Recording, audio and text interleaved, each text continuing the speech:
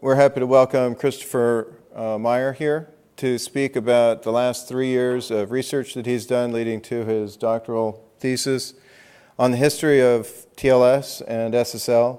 He hails from the Horst Gertz Institute for Technology at this point. And with no further ado, Christoper Myer. All right.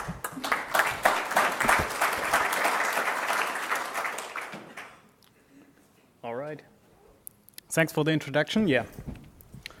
My name's Chris, and as Kurt already told you, these are the results of my PhD thesis of the last 3 years. And the title is TLS Current State of the Art and Future Direction. So I'm the one who will entertain you for the next hour. Let's begin with TLS. What's TLS? And this image brings it to the point. We have something that anyone can see. We have a channel, and we can see that two parties are talking, but we cannot see what they're talking about. And this is exactly what this picture is about. Parts of this talk are based on joint research with my fellow researchers, so these are the credits to them. So this is the agenda for today, what we're going to cover. Welcome to the jungle. Just a very, very brief introduction to SSL TLS. All you will need to understand what we're talking about.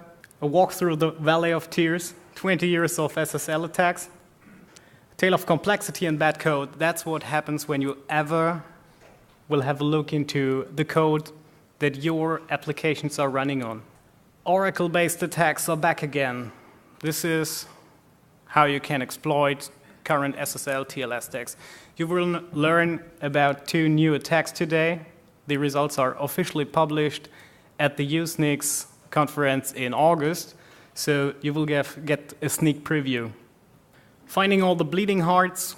What else can you do with the stuff we're going to cover? You can fingerprint SSL TLS attacks. And finally, the road ahead, what might be in front of us. Okay, let's start with the brief introduction of SSL and TLS.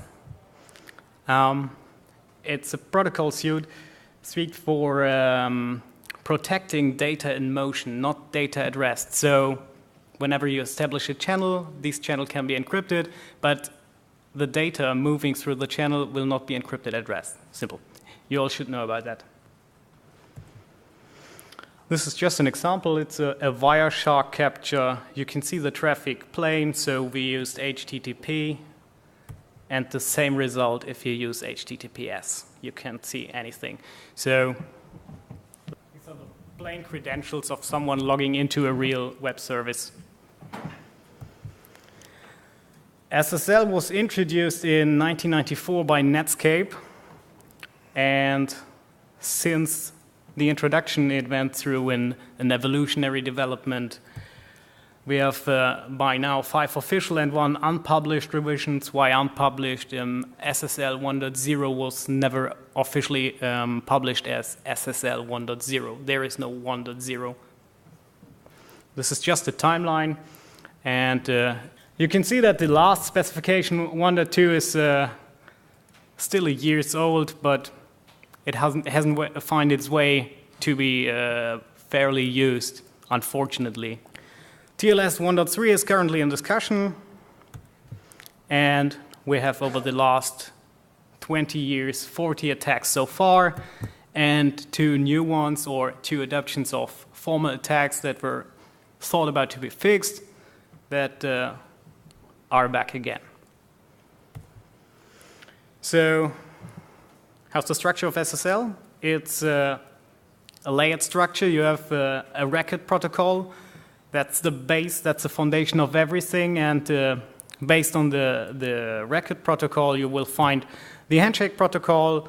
And what the handshake protocol does is simply, it's responsible for the negotiation of algorithms and the cryptographic parameters, authentication, the peer or the peers, if you use multiple mutual authentication, and finally for key derivation. After this phase is finished, you have keys established on both sides and can communicate protected. You have a secure channel. Then there's the change cipherspec protocol. It's not part of the handshake protocol itself, but it's used during the handshake. And everyone who had a view on the news tickers of the last OpenSSL security bugs, these were related to the change cipherspec protocol. And finally, an alert protocol to tell the other side, hey, I'm going down, so let's close the connection. We had troubles during the handshake, or something bad happened. This is a typical handshake. This is the white messages are all optional. Normally, you will see the server always sending a certificate. It's the most common use case, that the server sends its certificate, and you can be sure that's the server you're expected to talk to. Please focus on one special message. The client key exchange message will be very important for the two new attacks, so keep that in mind. Okay, and that's so far from the brief introduction. It was very brief. Okay, let's go through attacks that happened. This is a timeline. That's a chronicle view of all the attacks that happened starting from 1995 with the first attacks until now. The last one on the slide are the Heartbleed attacks. And what's striking about this picture is that you find abnormalities. You find that you can mainly group all the attacks in 4 simple groups. The first one are attacks on the handshake protocol. That's all attacks that try to tamper with the handshake, drop messages during the handshake, or something like that. These are the ones that marked. For example, you will find here Bleichenbacher's million question attack. This is the one we're going to talk about with the 2 new attacks. This is the foundation of all research on SSL TLS attacks. It's a paper by Wagner and Schneier, who showed multiple vulnerabilities in SSL2 and SSL3 and all the other things. Then we have attacks on the record layer. These are, for example, the ones that went through the media. You have the TLS attack, where they attacked the DTLS protocol. What's DTLS? DTLS is just an adaptation of TLS to UDP. What else is in here? The RC4 case with the biases in RC4. And all the attacks that you've seen in the media are mainly based on the record layer. Attacks on the PKI, that's the low-hanging fruit. So let's not try to break the protocol itself or the crypto itself. Let's try to get around it by tricking the user, accepting root certificates or something like that. And this is very new. We can see that it all started here right after TLS 1.1 was published. And this is mainly work by MAAWG-Messaging, for example, but also others. Implementation bugs are the main reason for this, yeah. And you can find implementation bugs or protocol flaws as a fourth category of attacks on the protocol. There you have, for example, the most famous one, the open SSL bug in Debian, where they simply removed 2 lines and all the entropy was gone. Or the whole thing with the Internet Explorer. All right, so that was the boring part of the talk. What can you learn from this? What are your takeaways? So theoretical attacks can turn into practice. We have on the slides many attacks that were published, but everyone thought, okay, these are theoretical only. They will never turn to practice. They did. Side channel appears at different layers in different situations. We have often the case, for example, when having the crime attack in mind, which was later adapted by breach.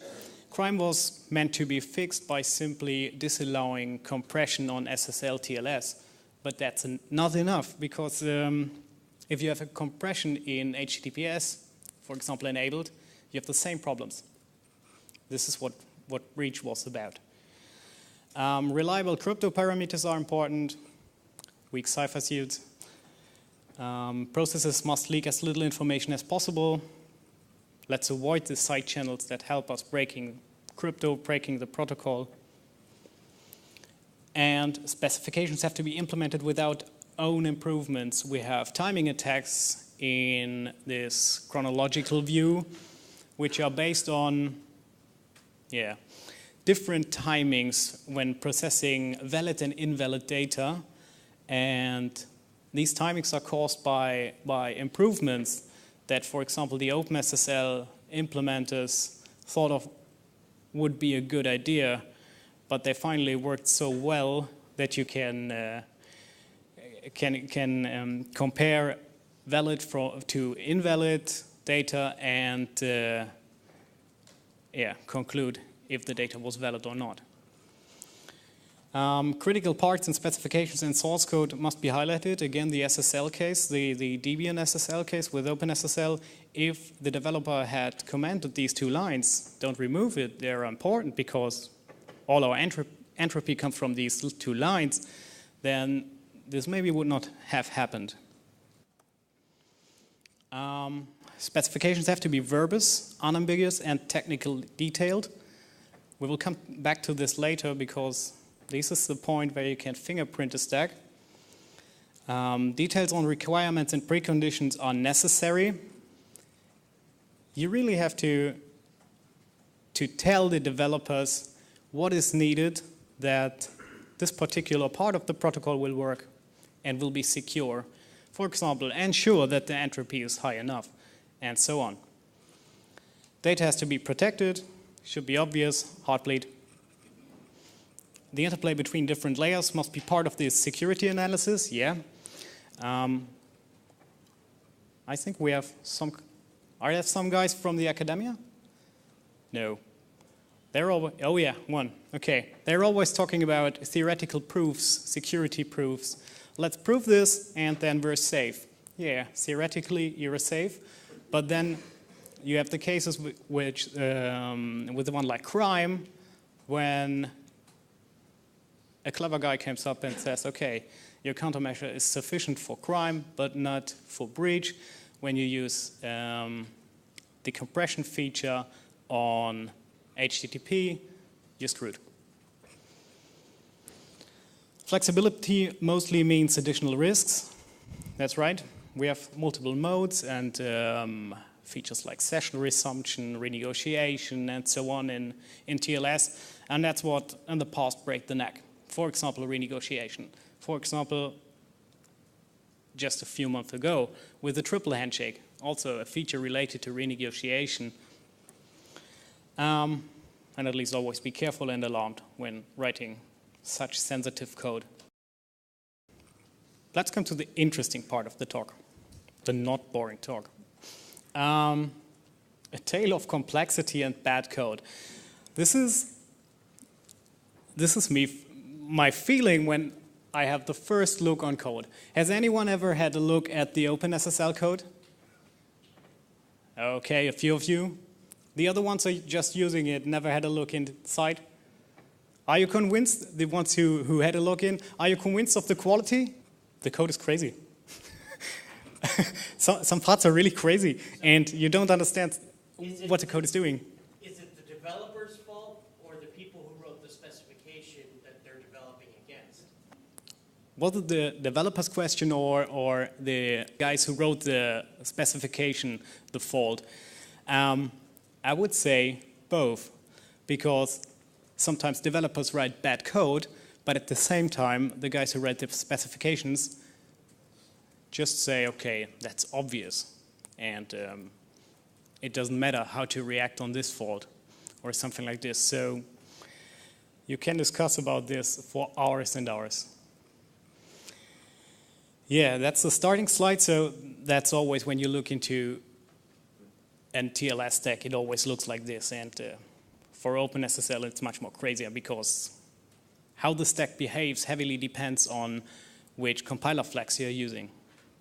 And that's where we're going. This is a picture of the last space shuttle which exploded during re-entry. And here we see that the tiny little details are the things that are crucial. Does anyone know why the space shuttle finally exploded? Pardon? The O-ring. Yeah, absolutely. It was the O-ring of a debris. And we have the same thing with the Debian SSL bug. These two lines screwed the complete stack because these are the parts where randomness comes from. Coder's point of view, trust me, I'm an engineer. Or it's for debugging only, going to fix it, I promise. Another time, things aren't quite as they seem to be.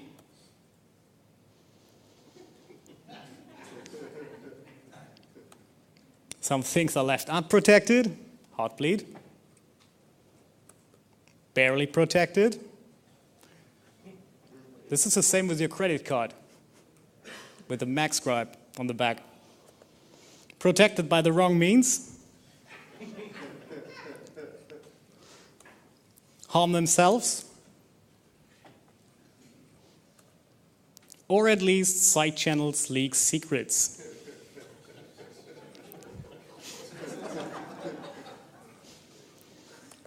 And even in case you did everything right, handled critical stuff with care. Finally, sometimes we witness a resurgence.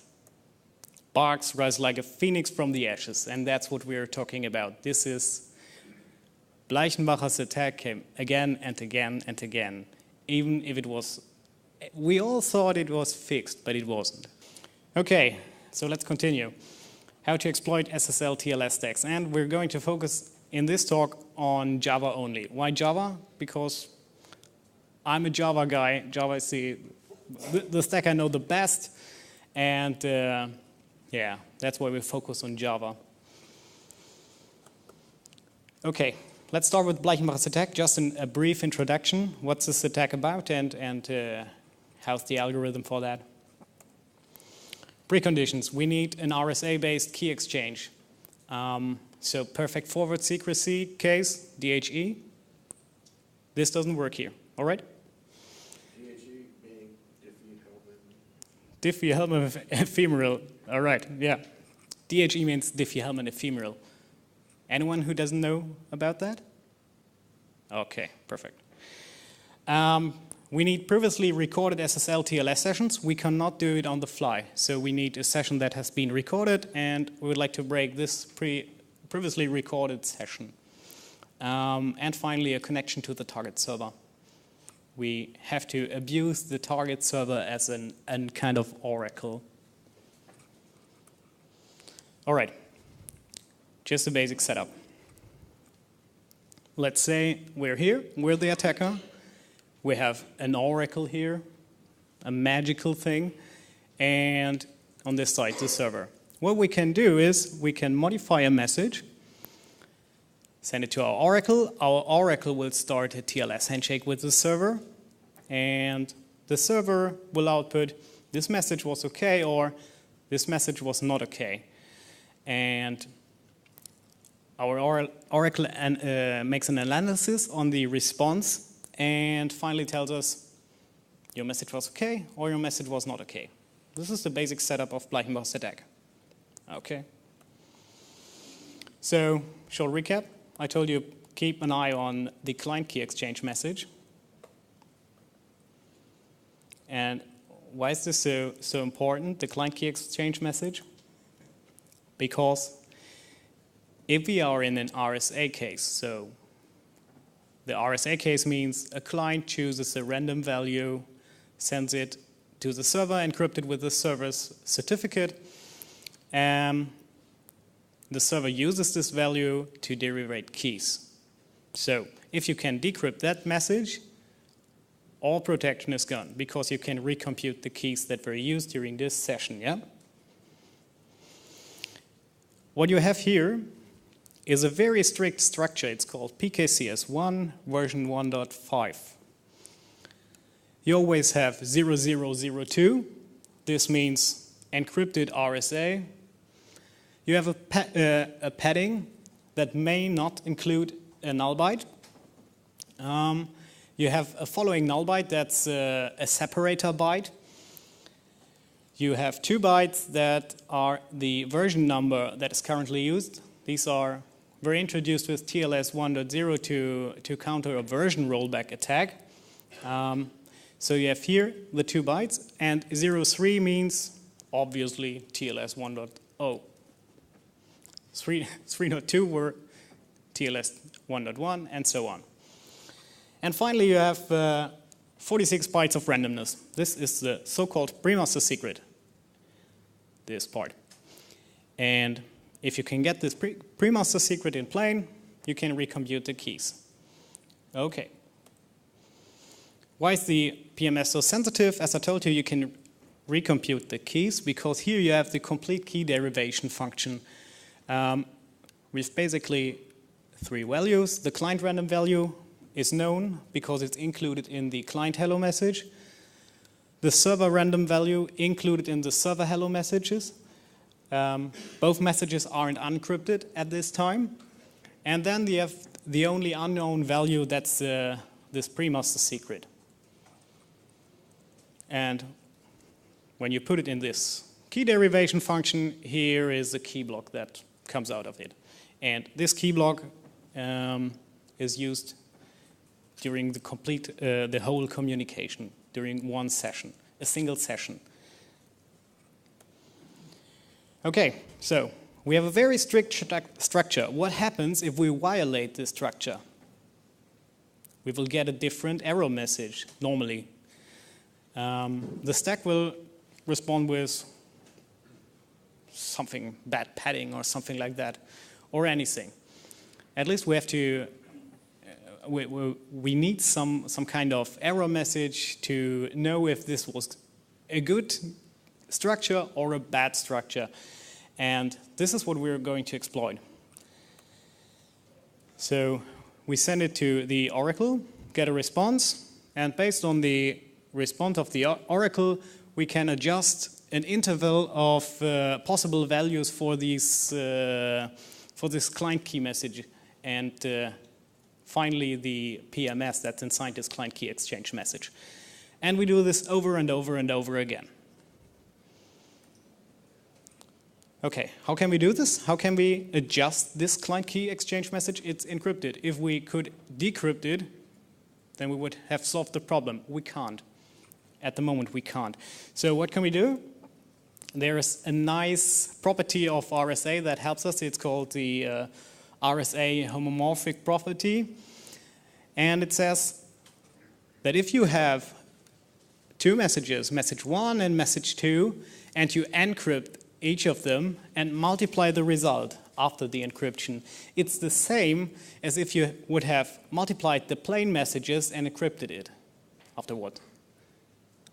Clear so far? Everyone with me? Okay. And here's the proof of that, because encryption in RSA is fairly simple. You have simply to get the power of it. You have a value. That's the encryption value. It's publicly known. That's what's inside of your public key. And you have to m to the power of e, and that's it. And when you follow the equation, you can see that it's really the same. So you can modify an encrypted message without even the plain text, knowing the plain text. So, Bleichenbacher's attack. Let's say we have a value chosen by the attacker, S. We have something that was either eavesdropped or we brute forced to find some valid message with a valid structure. And we have an unknown plain text, M. That's the plain text of C. So what we can do is, let's take our value S, encrypt it, and multiply it with the value which we eavesdropped. What happens on the server side is exactly that we can alter the plain text without even knowing it. And that's all on math you will need here. Your school math should be enough to get this. It's fairly simple. Okay, so this worked in 1998 on SSL 3.0, and TLS 1.0 defines countermeasures again. So we thought the whole attack is fixed and we're safe, but we're not. At least not if we find new side channels. What if we could force the TLS stack to output different error messages? And we could in Java. It was due to an implementation bug. Here is the structure of the client key exchange message in case you're using 1024 to 4096 bit. And if you put a null byte inside the red positions, it will immediately cause a different error message. And you will know, okay, the structure was right to this point. So there was a null byte there. Okay, and you can learn from this. And the root cause of this bug was in the key derivation function, which did some XOR magic. It XORed two arrays and doesn't check beforehand if both arrays are of the same length. And with putting null bytes there, you can force that the arrays had different length, and it resulted in an array index out of bounds exception, and this finally lead to an internal error SSL TLS error message. All right, that's what we need. So if we apply this to, or if we apply Bleichenbacher's attack and adapt it to this, wait 5 hours and 460,000 queries to the oracle, then we get this. Have you seen this before? 0002, padding bytes, separator byte 000, and protocol version 0301, and finally the 46 pre-master bytes. So, pre-master secret known, security gone. That was the case with, until I think it was fixed in January. No, in September 2012, this bug.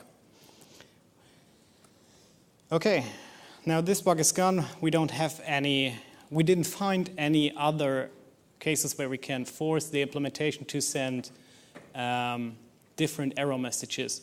So, can we do it without error messages? Can we apply Bleichenbacher's attack without having different error messages? And at least we can. Let's think about random number generation. Is it faster, or is it, in terms of processing time, is it more expensive or cheaper than using the normal processing step? So it's a secret dependent branch to which we go there. And how's the time consumption of this? And what we finally find out is that this is not the point.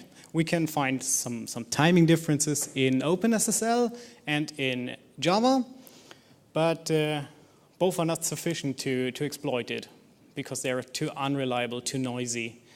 So what we finally exploited were exceptions in Java. Exceptions, everyone who ever did development in Java knows about this. It's a concept of object-oriented programming, and it's very expensive in terms of processing time.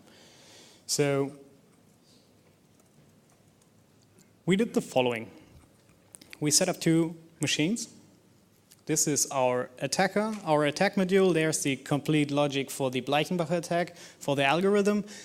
And we had a measurement machine. Why two different machines? Our logic for Bleichenbacher, the algorithm was running in Java.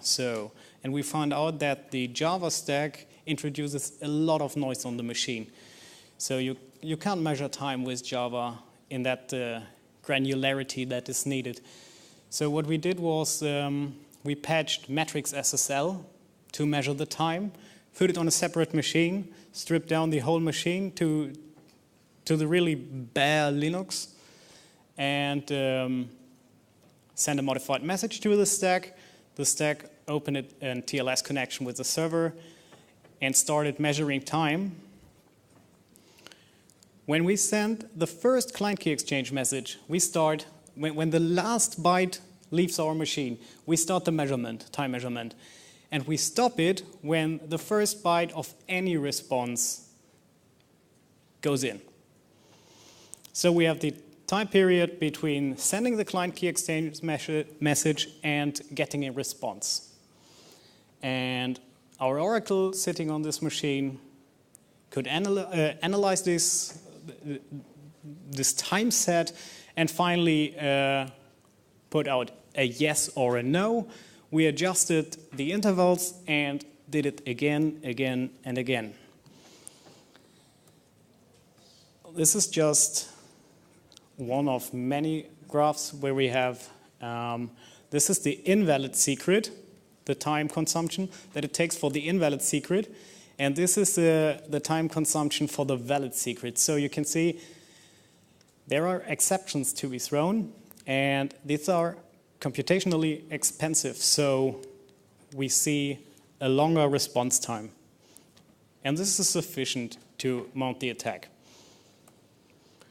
We used a very optimized algorithm. That's the current state-of-the-art algorithm. It's from Badu et al. We didn't use it for the first attack, but for this, we used 24/8-bit RSA keys. And we tweaked a little the PKCS structure to get a result as early as possible, because it's very hard to do this measuring without getting false positives. So the whole attack took 55 hours and 20,660 queries. The queries are that low because the optimization of the algorithm. And yeah, we finally were able to break the encryption and get the pre-master secret in plain. So hit twice. Java hit twice. When you're inspecting these TLS stacks and do the code analysis, you find obscure things and absolutely different behavior between all of the stacks. So, for example, what happens if you send a wrong message in the workflow? The normal handshake has a very strict workflow, and if you send a message that's in the wrong order, then you will get any response. And how to respond is up to the developer. So what do we have for different behavior patterns? Responses to malformed messages, support and use of optional protocol features, such as, for example, we have, you can put, when you're inside the handshake protocol, during the handshake, you can batch messages into one record. And some stacks use it, some stacks don't. Are there preferred configurations or setups, so cipher suites or parameters used? And all of these informations are useful as a side channel for fingerprinting, because in TLS you don't have the case like in HTTP that the server may tell you, hey, I'm an Apache running. You have to figure it out manually. Here's just an example of such a behavior pattern. What is going on? We're sending a client hello message with the wrong payload length. So we set the payload length to null and put a payload behind that. So it was definitely wrong. And here's how the different stacks, the responses of the different stacks. Microsoft channel is very restrictive. It nearly always drops the connection. Every time it drops. It doesn't matter what went wrong, it simply drops the connection. Then you have protocol version errors. It has nothing to do with the protocol version. It's simply a wrong payload length. You have unexpected message, once again, that's absolutely nonsense, these messages. Record overflow, okay, maybe. Yeah, big IP devices behave very different. And by analyzing these patterns, we build a big database on behavior. So we scan the remote TLS stack. We present the messages and test cases with malformed messages and check for extension support, check for example, responses to anything unusual, at least. And by doing this, we can identify the stack on the other side. And here's a screenshot of a tool. This is just a proof of concept. Our tests are very basic at the moment. We only have at the moment 45 tests with a parameter set that lead to, let's say, 250 or 260 test cases that we send to each TLS implementation. And you can see that depending on the implementation, we can go down to the patch level. What else can you see? For example, OpenJDK 707, it's quite old, but okay. At least has the same behavior as JDK, the Oracle JDK. And what you can see from this is that the code is very similar. It's completely the same for both projects. Okay, so let's come to an end. The road ahead, what we might face in the future, we don't know, really. But going 1 week back, we find this. And this leads to the first point. We need better software quality for the TLS stacks, really. We need to deprecate weak cipher suites, such as, for example, the RC4 suites with biases in the key stream. We need perfect forward secrecy, and as we learned today, it's widely adopted, and this is good. This is really good, because we really need the DHE case. We need authentication encryption schemes by default. For example, deprecate CBC mode. CBC mode causes so much problems. We really need to have symmetric encryption modes that protect themselves from flipping bits. With CBC mode, you can, for example, flip bits and check if the padding was right or if the structure of the message was right. And we need to protect against that. And for example, you can do it with GCM, Galway Counter Mode. Okay, what's currently being discussed? Do we need handshake optimizations? For example, encrypt as much and as soon as possible. So start the handshake and however it should work, start encrypting. Change the workflow. Do we need some optimizations in the workflow itself? For example, false start or snap start. How should we strengthen our PKI? We have the cases of rogue CAs, of broken CAs, of CAs you don't trust, of CAs you can't trust. What do we have? For example, proposals such as certificate pinning, tag, certificate transparency, and so on, and so on, and so on. And do we need to remove some features? We already talked about renegotiation, and there are lots more. Session resumption, and the RSA-based key exchange.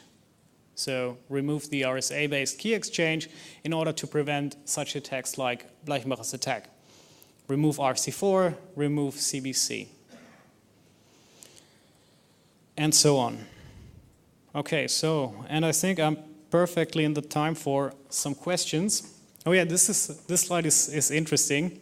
We were talking about TLS 1.2, and here's the adaptation. Nearly all, this is from, I think, last week, the graph from last week from SSL Pulse, and the most supported versions are SSL 3 and TLS 1. But what we really need until TLS 1.3 is out, support TLS 1.2. Any questions? We have 5 minutes left. I have a few questions. First, I think for the APA, we need some constant time processing. Because, Absolutely. Yeah, I think this is very interesting. I think that Daniel Bernstein has been working a lot on that with the SALT API. I don't know if he's still working on that, but I think this is really important. Another thing I would like to say is when you use PK, a crypto API, sometimes you, for example, if you use some symmetric cryptography, you need sometimes to init the initial, what we call the init vector for block ciphering, and sometimes you have to call, another function. I think it should be available in the constructor, for example, if you're talking about Java or C++, because you have absolutely to define this init vector. Or at least seed itself with a new random initialization vector. I totally agree. The point is we don't just need cryptographic algorithms implemented in a time constant way. We need the whole processing to be time constant, because the bugs that I presented are based on implementation bugs, and they exploited the different timings. And different timings can come from different sources, not only that the encryption takes longer or not so long, also when throwing exceptions, it's really expensive in terms of processing time. So we need to have the whole computations, everything, the whole processing needs to be time constant. Yeah, thank you. Hi, Stephen Farrar from Trinity College Dublin, which is not a company. So if you go back to your slide with the things we want. Pardon? If you go back a slide to the one with... These ones? So I think pretty much all of those, plus probably looking at new curves and not just the NIST curves, are currently being... we probably have consensus for pretty much all of those things for TLS 1.3. Hopefully. These are the points that are currently discussed by the working group. I'm not involved in the process, I only can... And that's leading perfectly into my question. I'm not involved in the process, so I can't answer what they are talking about at the moment. I have to wait like everyone else for the slides to come out, what has been discussed, and yeah. So I think it would be valuable for researchers like yourself to actually get involved in the process, and some have. So Kenny Patterson has, as a result of Lucky 13 and so on. And it's quite an open process. It's quite possible. So think about if you have enough time to do it. I realize it's not. Yeah. It's not what gets you academic. No. I thought about it. If you would like to attend all the meetings, you really need a lot of money. We can talk about it. The other question I had was, and again, maybe this is too detailed, was for your timing attack, if they had properly paid attention to RFC 3218, which is how to avoid the million message attack, by essentially replacing the borked PKCS1 with a random number, would the attack work still? If you replace it with what? Random number, which is what RFC 3218 suggests. No, that was a countermeasure to just use a random number that was generated and continue with this random number, and you will fail during the finish, yeah? But okay. you will get no information if your structure was right or wrong. This was the original countermeasure, and it's okay so far, but if you can get another side channel, then you have problems. Right. Okay, we can take it off. It's not quite clear to me how it works. Okay. We're out of time. Thank you very much, Christopher.